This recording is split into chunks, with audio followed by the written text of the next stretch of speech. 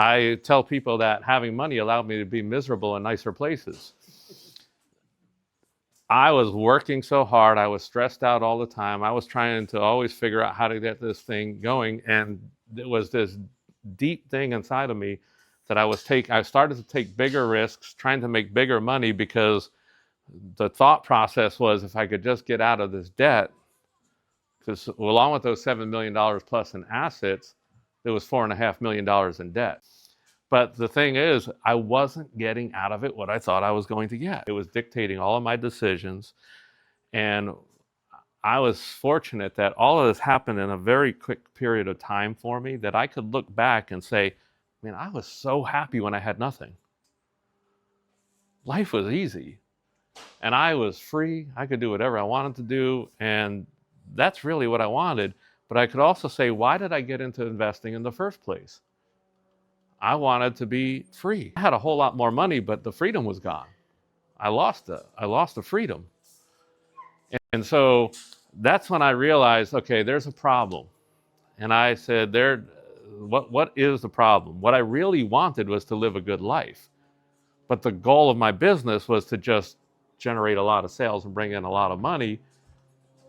And when I realized then the goal of my business needed to be to give me a good life. And so I literally stopped in that moment and wrote out a vision for the life that I wanted to live, and said, this is what my business has to do for me. The business has to give me this life, otherwise it's not successful.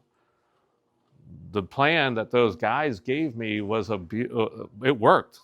I was accumulating net worth, I was accumulating assets, but not one of those guys ever said, Steve, what do you want to do with your life? But not one person said, Steve, what do you want your life to look like? Their plan was about accumulating wealth.